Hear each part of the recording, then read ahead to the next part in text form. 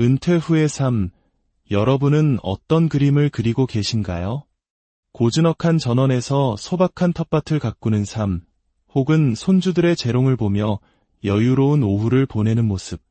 우리 모두가 꿈꾸는 평화로운 노년의 풍경일 겁니다. 그리고 그 평온함의 가장 큰 전제 조건은 바로 건강과 경제적 안정이겠지요. 특히 한국의 많은 분들은 세계적으로도 우수한 평가를 받는 국민건강보험 덕분에 아플 때 병원비 걱정을 크게 덜고 살아갑니다.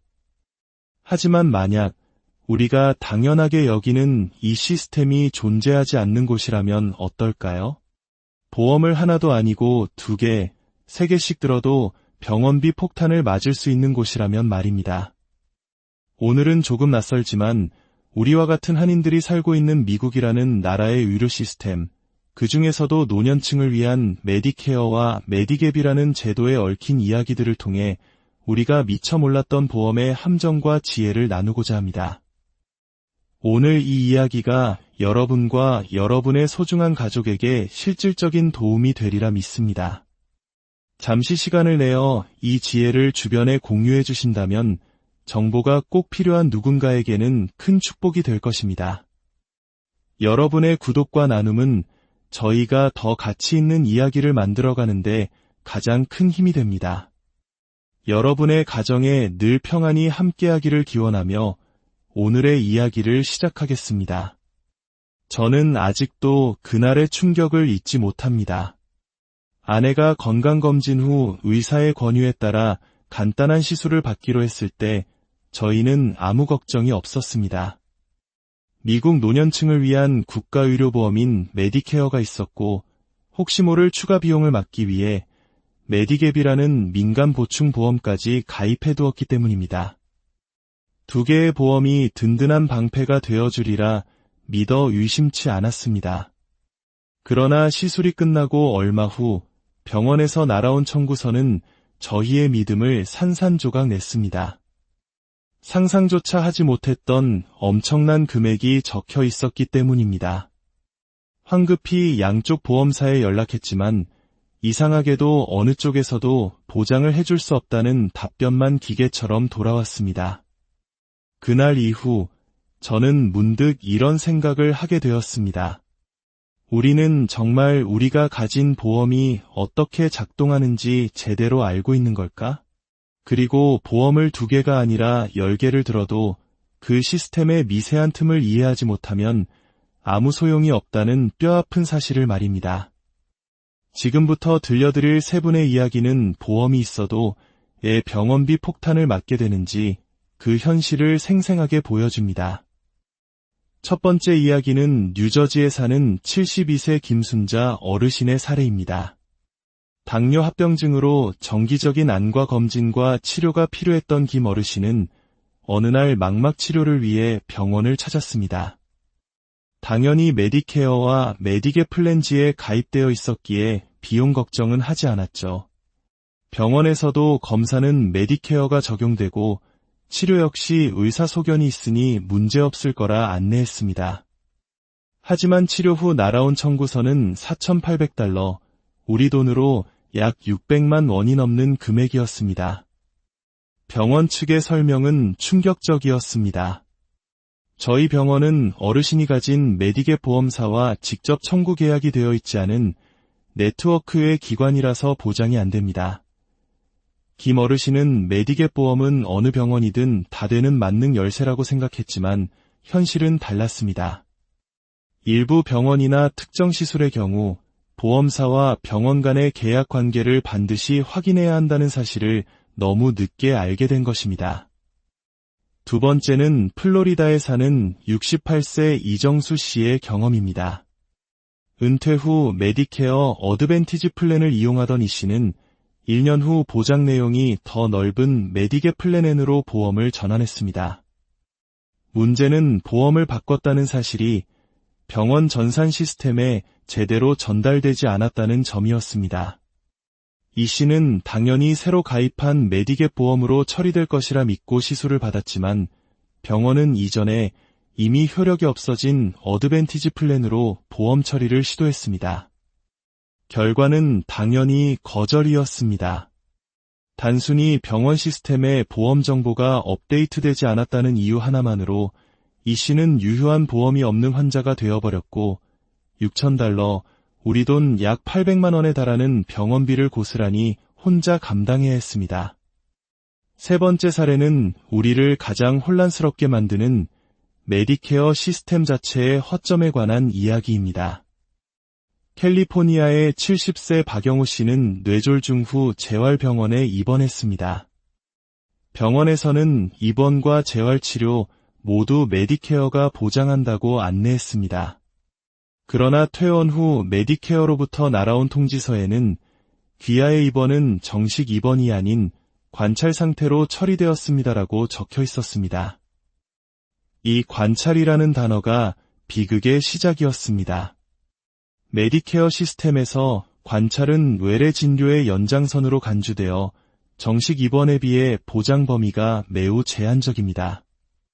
더 큰 문제는 보충보험인 메디갭은 정식 입원을 전제로 비용을 보조하기 때문에 관찰 상태에 대해서는 단 $1도 지급할 책임이 없어진다는 것입니다. 박 씨는 일주일간 입원 치료를 받고 $14,000, 우리 돈으로 2천만 원에 가까운 청구서를 받아들고 망연자실할 수밖에 없었습니다. 이 세 가지 사례는 모두 같은 질문을 던집니다. 왜 이런 일이 발생하는가? 그 원인은 대부분 보험 시스템의 복잡한 구조와 사소해 보이는 정보의 부재에서 비롯됩니다. 가장 중요한 첫 번째 원칙은 메디케어와 메디갭의 관계입니다. 이 둘은 동등한 관계가 아닌 주종 관계와 같습니다. 메디케어가 주인이고 메디갭은 그 주인을 보조하는 역할을 합니다. 따라서 주인이 이 비용은 지급할 수 없다고 선언하면 보조자는 아무런 역할도 할 수 없습니다. 박영호 씨의 사례처럼 메디케어가 정식 입원이 아니다라고 판단하는 순간 메디갭은 보조할 병원비 자체가 없다고 발을 빼는 구조인 것입니다. 두 번째는 병원의 행정 시스템 문제입니다. 놀랍게도 많은 병원들이 환자의 최신 보험 정보를 즉각적으로 반영하지 못합니다. 특히 보험 플랜을 변경했을 때 보험사와 병원 간의 정보 전달이 누락되는 경우가 비일비재합니다. 환자 입장에서는 억울하지만 시스템 오류의 책임은 결국 고스란히 환자에게 전가되는 것이 현실입니다. 세 번째는 보장 범위의 미세한 차이입니다. 환자가 보기에는 똑같은 치료라도 의사가 어떤 장비를 사용하고 어떤 방식으로 처치했는지에 따라 메디케어의 분류 코드가 달라질 수 있습니다. 이 작은 코드 하나가 보험 적용 여부를 결정하고 수백만 원의 비용 차이를 만들어냅니다. 그렇다면 이처럼 복잡하고 위험한 의료 시스템의 함정 속에서 우리는 어떻게 스스로를 지켜낼 수 있을까요? 다음의 5가지 지혜를 반드시 기억해야 합니다. 첫째, 진료 전 나의 보험 상태를 병원에 직접 그리고 반복해서 확인해야 합니다. 병원이 가진 내 정보가 옛날 정보일 수 있다는 의심을 항상 가져야 합니다. 진료 접수 시 제 보험 정보가 최신으로 정확하게 등록되어 있는지 다시 한번 확인해 주십시오라고 요청하고 필요하다면 그 자리에서 보험사에 연락해 병원 측과 직접 통화하게 하는 것이 가장 확실합니다. 둘째, 관찰 입원이라는 함정을 피해야 합니다. 입원하기 전 의사나 병원 행정 담당자에게 명확하게 물어야 합니다. 이것은 정식 입원입니까? 아니면 관찰입니까? 만약 관찰 입원이라고 한다면 메디케어와 메디갭에서 보장이 거해되지 않는다는 사실을 인지하고 주치의에게 정식 입원으로 처리해 줄 것을 강력하게 요청해야 합니다. 셋째, 보험 플랜을 변경했다면 모든 증빙 기록을 남겨야 합니다. 보험사로부터 받은 승인서, 변경된 날짜, 보장 시작일 등이 명시된 서류는 이메일이나 우편으로 반드시 받아두고 그 사본을 직접 병원에 전달해 기록을 남겨두어야 합니다. 말이 아닌 서류가 나를 지켜줍니다. 넷째, 고가의 시술이나 수술 전에는 반드시 해당 병원이 내 메디갭 보험의 네트워크에 포함되는지 확인해야 합니다. 보험사 웹사이트나 고객센터를 통해 간단히 확인할 수 있는 이 절차 하나가 김순자 어르신과 같은 수백만 원의 손실을 막아줍니다. 다섯째, 치료 내용과 예상 비용 견적서를 미리 요청하는 습관을 들여야 합니다. 특히 고가의 시술이나 정밀 검사가 예정되어 있다면 이 치료가 메디케어 승인 항목이 맞습니까? 라고 명확히 묻고 가능하면 보험사로부터 사전 승인을 받아두는 것이 가장 안전한 방법입니다. 결론적으로 우리가 기억해야 할 가장 중요한 사실은 메디케어와 메디갭은 완벽한 자동 시스템이 아니라는 것입니다. 그 사이에는 우리가 직접 확인하고 메워야 할 수많은 틈이 존재합니다. 보험이 두 개라서 더 안전할 것이라는 막연한 믿음은 그 틈을 놓치는 순간 신기루처럼 사라집니다. 은퇴 후의 삶에서 예기치 못한 수천 달러, 수만 달러의 병원비 청구서는 삶의 기반을 흔드는 거대한 충격이 될 수 있습니다. 보험은 가입하는 것보다 제대로 이해하고 사용하는 것이 훨씬 더 중요합니다.